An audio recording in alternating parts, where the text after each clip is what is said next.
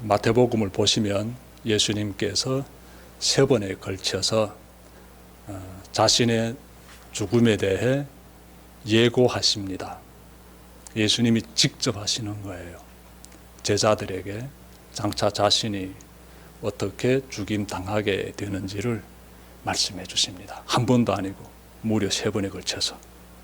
첫 번째로 예고하신 곳이 어딘가 하면 빌립보 가이사랴입니다. 아시겠지만 이스라엘 지도에서 보게 되면 가장 북쪽에 위치해 있지요.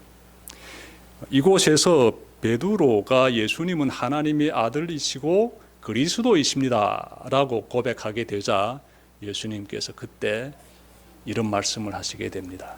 자신이 장차 이제 대제사장과 그리고 장로들과 그리고 서기관들에 의해서 죽임당하고 3일 뒤에 살아나게 된다라고 예수님께서 미리 알려주십니다.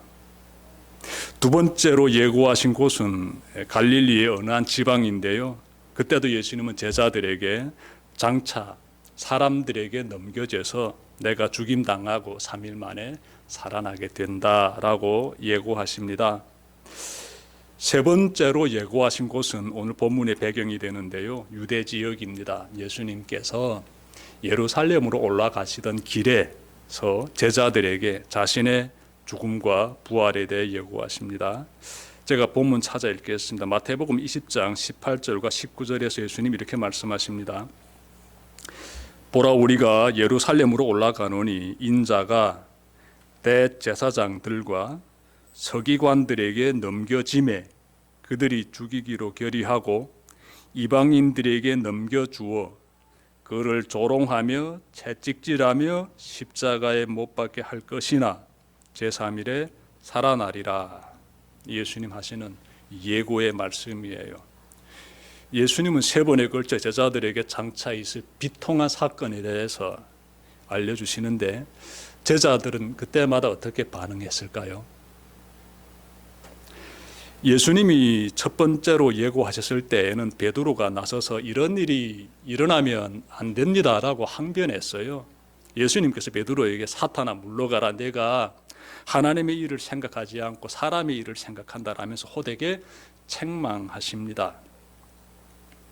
자, 예수님이 두 번째로 예고하셨을 때에는 베드로처럼 막아 나서는 제자들은 없었습니다. 대신 제자들이 크게 근심하였습니다.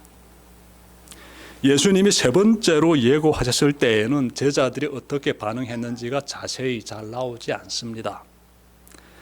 하지만 우리는 당시에 있은 한 사건을 통해서 예수님께서 세 번째로 예고하셨을 때 분위기를 읽을 수 있습니다.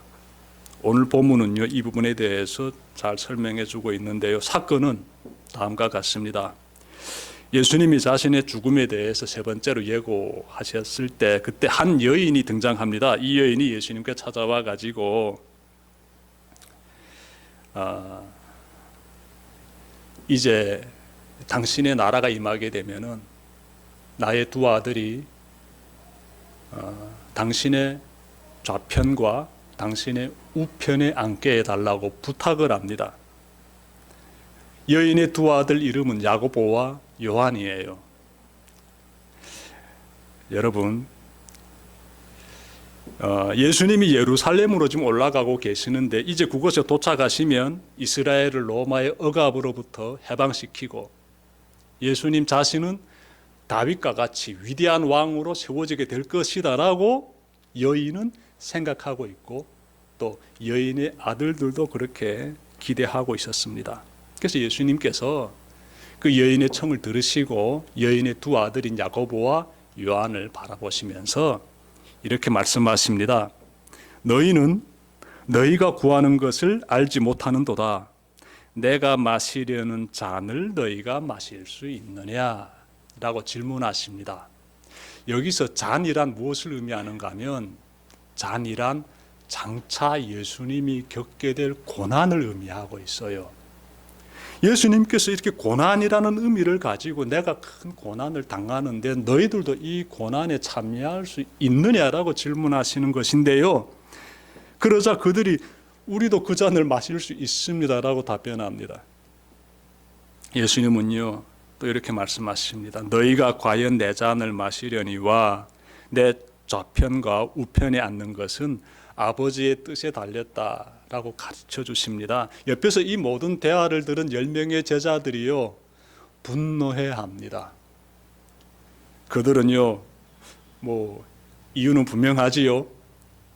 아니 지금 이 요한과 야고보가 예수님의 좌편과 우편에 앉겠다고 지금 말하고 있지 않습니까? 그러자 이 10명의 나머지 제자들이요 분노하는 거 상당히 이해가 됩니다. 이들도 야고보와 요한처럼 이제 예수님이 예루살렘에 올라가시게 되면은 이 나라를 완전히 뒤집어 놓으실 것이다.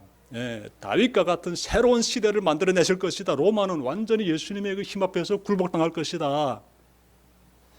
그러한 새로운 나라가 곧 도래하게 될 것이며 그때는 우리가 높은 위치에 올라서게 될 것이다라고 10명의 제자들도 다 생각하고 있었던 것이에요. 그래서 분노해하는 겁니다. 예수님의 가장 최측근인 가장 가까이에 있는 좌편과 우편에 요한과 야고보가 들어서려고 하니까 나머지 10명의 제자들의 이 속이 부글부글 끓어오르는 것이에요. 그래서 분노해합니다. 예수님을 사이에 두고 제자들이 서열 다툼을 벌이고 있습니다. 서열 다툼. 이 모습을 바라보시는 예수님의 심정이 어떠했겠습니까? 자신은 얼마 뒤면 예루살렘에 올라가 세상의 권력자들에 의해 처참하게 죽임을 당하게 되는데 그것도 십자가에 못 박히는 끔찍한 수치와 고통을 겪게 되는데 제자들은 세상의 권력자들처럼 더 높은 자리에 지금 오르려고 다투고 있습니다. 지금까지 3년 동안 제자들에게 하나님의 나라에 대해서 가르쳐주고 그리고 3번에 걸쳐 자신이 이 세상의 권력자들에 의해 죽임당할 것이라고 예고하셨건만 제자들은요 예수님의 뜻을 깨닫지 못하고 세상적인 생각에 지금 빠져 있습니다. 높아지려고 세상의 권력자들처럼 되려고 그들이 지금 이렇게 아웅당하고 있는 거예요. 예수님의 심정이 얼마나 답답했겠습니까? 예수님께서 제자들 곁으로 부르십니다. 그리고 이렇게 가르쳐 주십니다. 25절부터 28절 말씀인데요. 너희가 아는 대로 이방 민족들의 통치자들은 백성을 마구 내리누르고 고관들은 백성들에게 세도를 부린다. 그러나 너희끼리는 그렇게 해서는 안 된다. 너희 가운데서 위대하게 되고자 하는 사람은 누구든지 너희를 섬기는 사람이 되어야 하고 너희 가운데서 으뜸이 되고자 하는 사람은 너희의 종이 되어야 한다. 인자는 섬김을 받으러 온 것이 아니라 섬기러 왔으며 많은 사람을 위하여 자기 목숨을 몸값으로 치러주려고 왔다 라고 예수님이 말씀해 주십니다. 예수님은 제자들에게 하나님의 나라가 어떤 나라인지를 지금 가르쳐주고 있어요. 이 제자들은 하나님의 나라가 어떤 나라인지 모르고 있는 겁니다. 그러니까 저렇게 행동하는 거예요. 예수님께서 야 하나님의 나라는 그런 나라가 아니야 라고 하나님의 나라에 대해서 구체적으로 가르쳐 주시지요. 세상 나라에서는 사람들이 어떻게 하나 높아지려고 하고 남을 지배하려고 하고 어떻게 하나 대접받으려고 하는데 하나님의 나라는 그렇지 않아. 하나님의 나라의 사람들은 낮아지려고 하고 남을 섬기려고 한다. 그런 나라가 하나님의 나라다라고 예수님께서 가르쳐주고 계십니다. 그래서 나는 섬김을 받으려고 온 것이 아니라 나는 섬기려고 왔다라고 말씀해 주십니다. 예수님의 말씀 인적은 그러므로 너희는 나를 본받아 다른 사람을 어떻게 하라? 섬기라는 거예요. 높아지려고 하지 말고 낮아져서 섬기는 자가 되어야 된다라고 예수님께서 말씀해 주고 있습니다. 이러한 말씀은요 당시 제자들에게만 해당되는 말씀인 것이 아니라 예수님을 믿는 천국을 사모하는 우리 모두에게 주시는 하나님의 말씀이에요. 그러므로 우리는요 낮아지고 섬기는 사람이 되어야 됩니다. 다시 말씀드릴까요? 낮아지고 섬기는 사람이 되어야 합니다. 낮아지고 섬기는 사람은요 이 사회에서 어떤 사람들일까요? 직설적으로 표현하게 되면 종과 같은 사람들이에요. 종과 같은 사람. 다른 사람의 유익을 위해서 철저히 복종하고 헌신하는 사람. 하인과 같은 사람, 종과 같은 사람, 노예와 같은 사람, 그 사람들이 낮아지고 섬기는 사람들입니다. 예수님은 그런 사람이 우리가 되어야 된다, 이렇게 지금 말씀하고 있어요. 중요한 것은 그렇게 살게 되면 천국에서는 높임을 받는다는 것이지요. 그런데 여러분, 이렇게 자신을 낮추고 섬기는 사람이 된다는 것이 굉장히 어렵습니다. 힘든 일이에요. 한번 해보십시오. 얼마나 괴로운지요. 만만치 않습니다. 우리의 본성은요, 높아지려고 하고 권력을 틀어잡으려고 하고, 우리의 본성은 남을 지배하려고 하고, 우리의 본성은 대접받으려고 합니다. 근데 우리의 본성을 다 거슬러야 되는 거예요. 그래야만이 낮아지게 되고, 그래야만 누군가를 섬길 수 있습니다. 종처럼 말입니다. 그러니 이게 보통 일이 아닙니다. 굉장히 어려운 일입니다. 실천하려면요. 만만치 않은 일이에요. 요한복음 12장 24절에서 예수님이 이렇게 말씀하십니다. 내가 진실로, 이 진실로가 두 번이나 들어갑니다. 굉장히 예수님께서 강조하고 있습니다. 잘 들어라, 잘 들어라. 이제부터 시작되는 말씀 잘 들어야 돼. 이때 진실로라는 이 단어가 두 번 강조되는데요. 예수님 말씀 들어보십시오. 내가 진실로 너희에게 이르노니 한 알의 밀이 땅에 떨어져 죽지 아니하면 한 알 그대로 있고 죽음에 많은 열매를 맺는다. 예수님 하신 말씀이에요. 죽음과 삶에 대해서, 죽음과 열매에 대해서 예수님이 하시는 말씀, 여러분 한번 생각해 봅시다. 나를 희생시키는 사람이 섬김의 열매를 맺을 수 있다라는 것이지요. 나를 희생시키지 않는 사람은 그 인생에서 하나님이 원하시는 열매를 맺을 수 없다는 것이에요. 나를 희생시키지 않으면 여러분들이 그 누군가를 결코 단 한 번도 섬길 수 없습니다. 우리는 누군가를 섬기기 위해서요, 자신의 이 자아를 죽여야 돼. 내 안에 있는 나를 움직이게 만드는 나의 생각들, 이 나의 자아를 죽여야 돼요.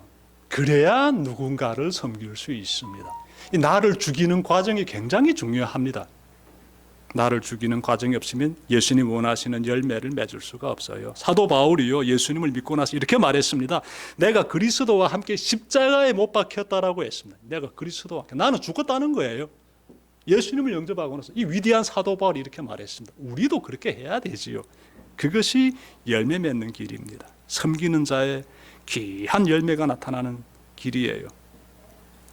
저는요, 남성이고, 그렇죠, 한 가정의 가장이고 세 자녀를 둔 부모입니다. 제가 이렇게 결혼하고 20년 넘게 살아보니까요, 내가 만약 예수님을 몰랐다면 지금의 내가 있을까? 지금의 우리 가정이 있을까? 이런 생각이 드는 거예요. 정말 깊이 생각하게 됩니다. 왜냐하면 저는 굉장히 가부장적인 사람이에요. 굉장히 권위적인 사람입니다. 굉장히 지시적인 사람이에요. 그리고 제 생각과 판단대로 움직여지지 않게 되면 화를 내는 사람이에요. 내 안에 그런 본성들이 너무나 세게 이 삶에서 이렇게 작동이 되어 왔습니다. 결혼하기 전까지만 해도. 그런데 결혼하고 자녀를 낳아 키우는 아빠가 되고 보니까 이 본성이 금방 사라질까요? 사라지지 않습니다. 이 가부장적인 위치, 권위적인 위치, 지배하고자 하는 욕구, 통제하고자 하는 마음 사라지지 않습니다. 그렇게 살아보니까 이 가족이 힘들어하는 거예요. 근데 제가 예수님 믿게 되었잖아요. 그러니까 예수님 말씀대로 지켜 살아야 하지 않습니까? 예수님이 이 말씀대로 나를 죽이고 내 자아를 죽이고 섬기는 자가 되어야 되지 않아요. 가정에서부터 그렇게 해야 되지 않습니까? 근데 이거 실천하는 것이요, 이게 하루 이틀이 되는 게 아니더라고요. 나는 섬기고 싶고 나는 귀하게 대해주고 싶고 하는데 이것이 생각은 생각대로 가고 행동은 행동대로 가더라고요. 일치가 잘 안 되는 거예요. 부단히 노력하면서 조금씩 변화되는 저의 삶을 제가 경험하고 있습니다. 나의 자아를 죽이는 것이 만만치 않습니다. 하지만 그것을 실천함으로써 제가 깨닫게 되는 것이 있습니다. 아내가 얼마나 소중한지, 이 자녀들이 얼마나 소중한지를 깨닫게 돼요. 내 자아를 죽이면서 섬기는 자세로서 살고자 노력할 때, 그때 나와 함께하고 있는 사람이 얼마나 소중한지가 느껴지더라고요. 제가 큰 깨달음을 얻고 있습니다. 예수님을 믿었기 때문에 제가 이렇게 변화되는 거예요. 여러분들 가정이 행복해지고 싶습니까? 예수님 말씀대로 실천하십시오. 그러면 돼요. 다른 데 길이 없습니다. 내 자아를 죽이십시오. 내가 섬기는 사람이 되십시오. 그러면요, 나와 함께하고 있는 사람들 얼마나 소중한 사람인지 느껴져요. 자연히 더 잘 섬기게 되지요. 성경의 보람을 느끼게 되고 참 삶이 변화됩니다. 이런 사람, 이렇게 자신을 죽이고 자아를 죽이면서 섬기는 사람이 천국에서 높임을 받게 된다. 예수님이 이렇게 말씀하시는데, 그만큼 우리가 세상 사는 동안에 꼭 낮아지는 사람, 섬기는 사람 되라는 것이지요. 자, 우리가 자아를 죽이고 이렇게 나와 함께하고 있는 사람들, 또 다른 사람, 멀리 있는 사람들을 다 우리가 섬기는 그러한 마음으로 살아갈 때 나타나는 열매가 있습니다. 그 열매가 있어요. 그 열매는요, 생명으로서 나타난다. 생명. 정말 귀한 것이에요. 누군가를 살려주는 것, 누군가의 생명이 더 풍성해지도록 해주는 것, 나만 사는 것이 아니라 나와 더불어 함께하는 사람들 다 함께 생명이 넘쳐나게 되는 것, 이보다 더 귀한 열매 어디 있습니까? 낮아지면서 그 섬기는 사람의 그 삶의 열매가 생명으로서 나타납니다. 생명으로서. 예수님은 자신의 목숨을 어떻게 다하여서 우리를 섬기심으로써 우리에게 생명을 주셨습니다. 예수님의 희생으로 우리가 생명을 얻게 된 것이지요. 여러분, 부모는 자식을 위해서 자신이 할 수 있는 최선을 다합니다. 그렇죠? 부모는 자식을 위해서 희생합니다. 이 갓난 아기를 품에 안았을 때 부모의 모습을 여러분들 한번 그려보십시오. 이 갓난 아기가요, 추워할세라 따뜻하게 감싸주고, 이 갓난 아기가 배고파할세라 부모는 젖을 주고, 이 갓난 아기가 불편해할세라 기저귀를 갈아주고, 갓난 아기가 불안해할세라 늘 아기와 함께하면서 시선을 맞춰주지 않습니까? 부모가 자식을 위해서 그렇게 희생하는 거예요. 그 신생 아기가 잘 자라가지고 성인이 된 다음에는 부모의 그 마음이 사라지나요? 여전합니다. 여전해요. 자식을 위해서 뭔가 더 해주고 싶어 해가지고 그 섬기고자 하는 그 부모의 마음은 변하지 않습니다. 그러한 가운데서 한 생명이 풍성한 삶을 누리게 되는 거예요. 섬김의 열매가 생명으로 나타난다라는 것입니다. 이것은 참으로 귀한 진리지요. 인간의 생명은 누군가의 헌신적인 섬김에 의해서 보존되고 풍성해집니다.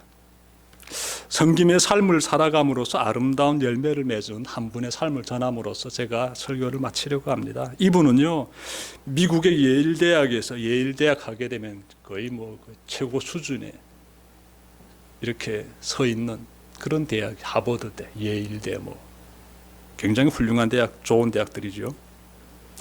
그런 예일대학에서 교수로 일했으며 미국 교육부에서 동양계 미국인 가정교육 연구 대상까지 되었던 전혜성 선생님의 이야기입니다. 이 선생님은 19살 때 미국으로 유학 갑니다. 그리고 그곳에서 한국 유학생을 만나 결혼하게 되고요, 6 자녀를 낳아 기릅니다. 이분은요, 자녀를 키우면서 학업을 계속 진행해 갑니다. 병행시키는 거예요. 그래서 박사까지 됩니다. 자, 그리고 나서 이분이요, 정말 유명한 대학에서 교수도 되고 정말 사회적으로 큰 영향력을 행사하는 삶을 살게 되는데요, 이분이 6 자녀를 키울 때 자녀들에게 항상 심어준 귀한 말씀 한 구절이 있습니다. 성경 말씀이에요. 마가복음 10장 43절에 나오는 말씀인데요, 요약하게 되면 크고자 하거든 남을 섬겨라 라는 말씀, 예수님 말씀입니다. 크고자 하거든 남을 섬겨라. 이분은 이 말씀 한 구절을 가지고 6 자녀를 미국에서 키웠습니다. 여러분, 이분이 이 자녀들에게 이 말씀을 가지고 체계적으로 이렇게 자녀들을 키우게 되는데요, 자녀들에게 공부해라는 말 별로 하지 않았습니다. 대신 왜 공부해야 되는지를 그토록 가르쳐 줬습니다. 너희들은 섬기는 사람이 되기 위해서는 공부해야 된다. 라고 가르쳐 준 거예요. 먼저 무엇이다? 섬기는 사람이 돼야 된다. 그러기 위해서 공부해야 한다. 이렇게 가르쳐 준 거예요. 이들은요, 공부를 통해서 사회에 봉사하는 사람이 되어야 된다라고 가르쳐 주었으며, 아이들이 나의 이익을 추구하는 사람이 되지 않고 공동체의 유익을 추구하는 사람이 되도록 가르쳐 주었습니다. 그리고 내 아이들만 잘 되면 돼, 이런 이기적인 사고에서 벗어나 나와 남이 모두 잘 되는 공동의 가치를 추구하도록 자녀들을 교육하였습니다. 뿐만 아니라 이분은요, 이 자녀들 보는 앞에서 섬김의 삶을 직접 보여줬습니다. 여러분, 이분은요, 동아문화연구소를 세우고 무려 50년 동안이나 소수민족 아이들을 위해서 자원봉사하였습니다. 한 번, 두 번도 아니고 50년 동안이나 꾸준히 이 섬김의 삶을 직접 자녀들에게 다 보여줬습니다. 그 결과 6아이가 미국의 최고 수준의 명문대학에서 6아이가 박사 학위를 받게 됩니다. 가족이 8명인데 그 8명이 받은 박사 학위만 무려 11개나 됩니다. 11개나 돼요. 이분의 자녀들 보게 되면요, 미국의 최고 대학에서 교수로 일하는가 하면 미 국무부 차관보로도 일하고, 그리고 매사추세츠주 한 주, 미국의 주 있잖아요. 여기에서 보건후생부 장관으로도 일하고, 하버드 대학 공공보건대학원 부학장으로도 이렇게 역임하였습니다. 자손들이 굉장히 잘 된 거예요. 잘 자랐습니다. 전혜성 선생님은 이렇게 말하고 있습니다.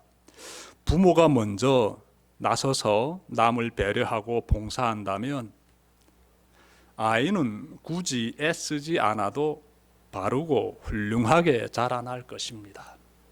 부모가 먼저 본을 보여주면 자녀들은 뒤따라 다 잘 될 것이다 라고 말하는 것입니다. 이분은 평생을 마가복음 10장 43절에 나오는 크고자 하거든 먼저 남을 섬겨라, 이 말씀을 딱 붙잡고 실천하며 살았습니다.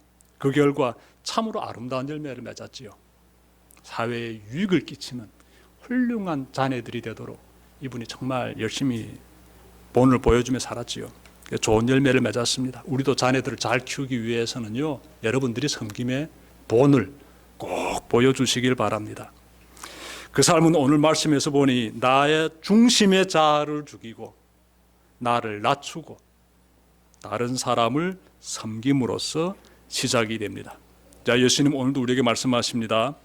인자는 섬김을 받으러 온 것이 아니라 섬기러 왔으며 많은 사람을 위하여 자기 목숨을 몸값으로 치러주려고 왔다. 기도드립시다.